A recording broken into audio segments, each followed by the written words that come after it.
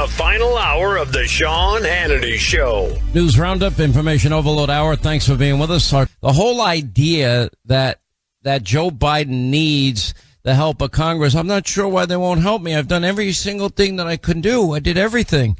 No, you didn't do everything. You undid everything that was working. That is the only thing you did. And that goes to the heart of the issue here. The whole purpose of this political exercise, I don't think Chuck Schumer ever thought there was going to be a border bill, but this is Chuck Schumer's bill. But the whole purpose was to shift the blame for Joe Biden's border crisis that they've been denying is a crisis and telling us over and over again that the border's secure and the border's closed. To blame Republicans for this and say, well, they won't help me. Otherwise, I'd fix it if they'd only help me.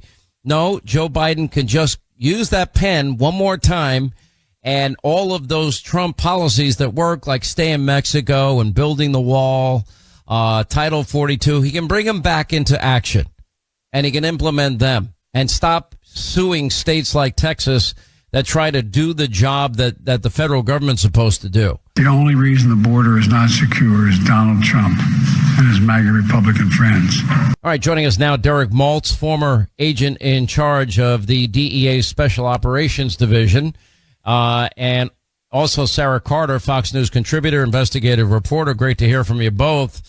Sara, you have been all over the country, all over the border, top to bottom. This was never an issue that Republicans in the Senate ever needed to deal with, especially if they wanted a border bill. They would have one already done that's a real border security bill in H.R. 2 that was passed by the House.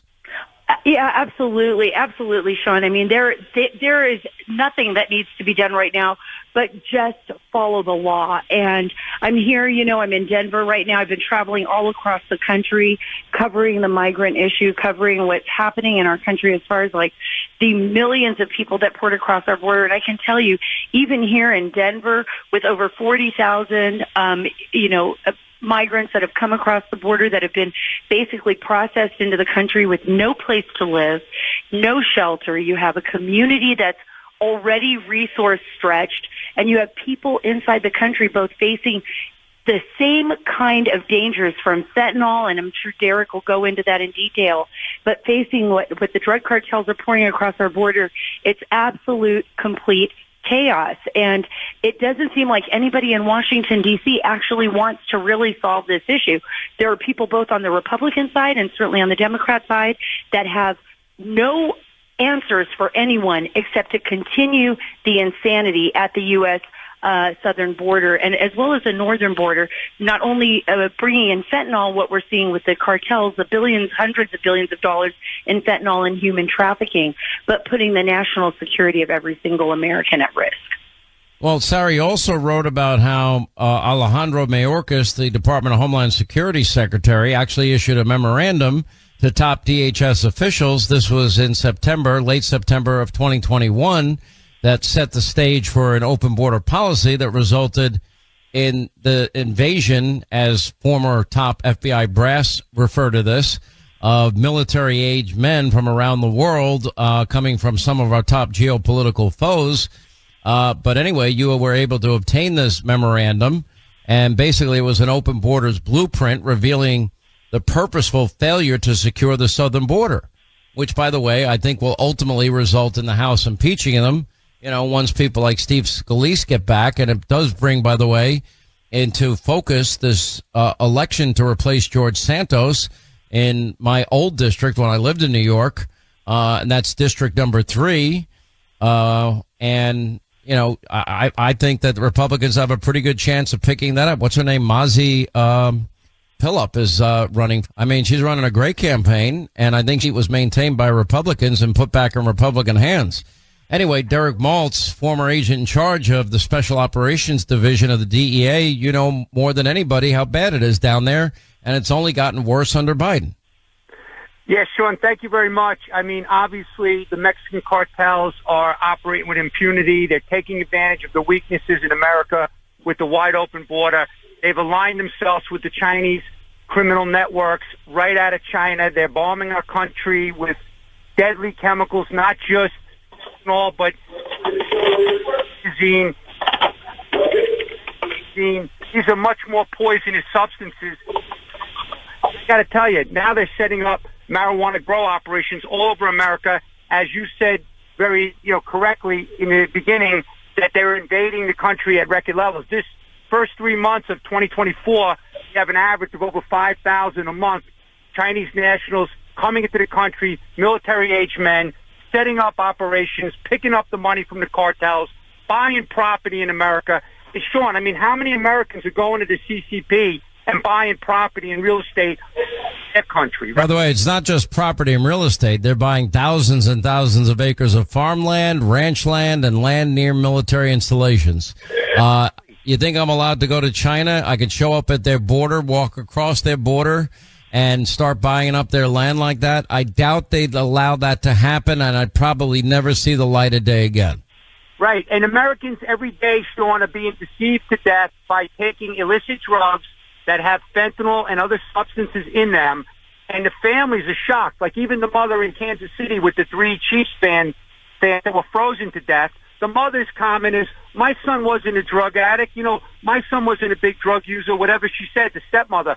But in reality, that kid didn't go to the house to die. He was over there snorting some cocaine, but there's fentanyl in it, and it's coming over the porous border, and the cartels are making billions. So it's a disaster, and it's really sad. But, Sean, 3 years ago in Oregon, they wanted to do this decriminalization of hard drugs. And now, look, the same officials are now declaring a state of emergency. Mm-hmm. It's just like the crisis with the illegals all over New York City and Chicago. The mayors are crying like, "Oh my God, how does this happen? Why is Abbott sending us all these people in our city?" Well, they asked for it, so elections have consequences, Sean. Oh, they do. Let's go back to this memorandum, Sara Carter, because Mayorkas basically put in writing everything that he intended, and everything has basically been unfolding exactly how he laid it out in 2021. Yeah, this was a policy. This became the actual policy. It usurped the law, which it shouldn't have done. The law is the law, but Mayorkas came in. He was, as described to me by many of the people that I interviewed, both on the record and off the record, in the Border Patrol as well as in Immigration and Customs Enforcement, he was their general for the Biden administration. He was coming in to establish a policy of open borders, and he did so through that September 2021 memorandum. It's a 7-page memorandum that goes into details that gives every single excuse for processing people into the country. It didn't even matter if they were criminals. They were able to process them. And they also tied the hands of Immigration and Customs Enforcement by saying, okay, even if you pick up somebody with a criminal record inside the United States, here are like 7 to 8 to 10 reasons that they can be allowed to stay regardless of breaking the law. See, it didn't even matter that they were breaking the law when they were crossing the border. They were basically telling Border Patrol, you're not going to pick them up. You're not going to do anything but process them in. But even if they, I mean, reasons that they're given to keep them is if they've been in the United States a long time, that would mitigate it. Or even if they have a mental condition that may have contributed to criminal conduct, he's making excuses for people that have mental conditions, which I think is outrageous. Status as a victim of a crime or a witness or a legal party. They were looking for any reason at all whatsoever to keep everybody, and that's what they've done. Well, and keep everybody and then put the onus on the agents that are on the front line.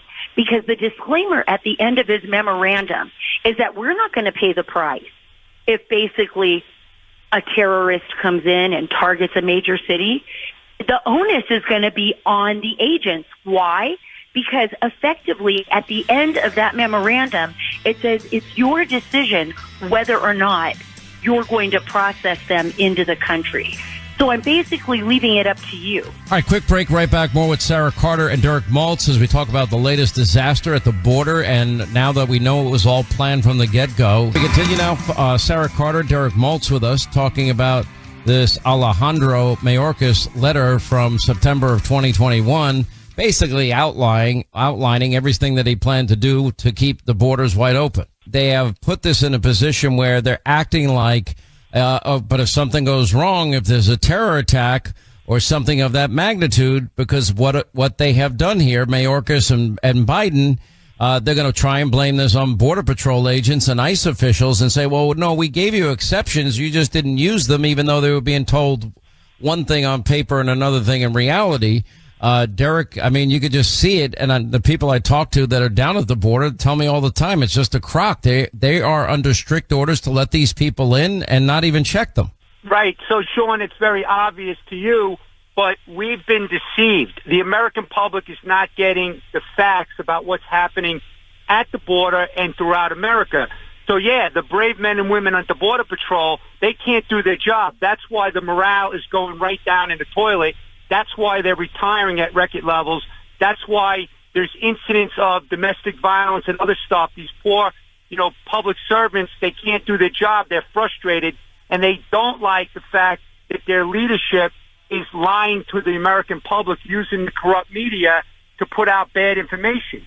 And so it's like a deception campaign. It's being done perfectly from the Democrat standpoint, but every American in this country is going to pay the price. They're already paying the price. I mean, I have relatives in New York. I know what's going on in the streets. As a matter of fact, I got a video yesterday of a guy jumping on a trash can and going to the bathroom and then wiping his butt right in the streets in New York City. It's disgusting. They're piling up. The rats are running around. And, it's kind of like I said before. So you actually took a video of this guy taking a dump. I didn't take the video. A friend of mine sent it to me, and I couldn't believe it because it's just something you'd see in I don't know why you can't believe it. I mean, it's been happening in cities all around the country, and it's been going on forever. Look at San Francisco. Sean, I agree, but I just haven't seen the video. Like, you have to see the video to understand what I mean.